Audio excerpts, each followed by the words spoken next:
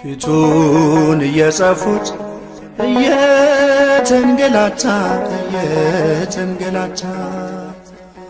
በጦር እየወጉት ይሰጣል ይቅርታ እነርሱ እየጠሉት እርሱ ይወዳቸዋል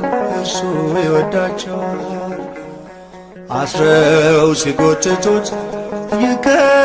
ይከተላቸዋል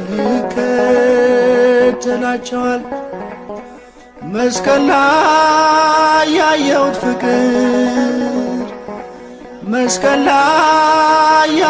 ፍቅር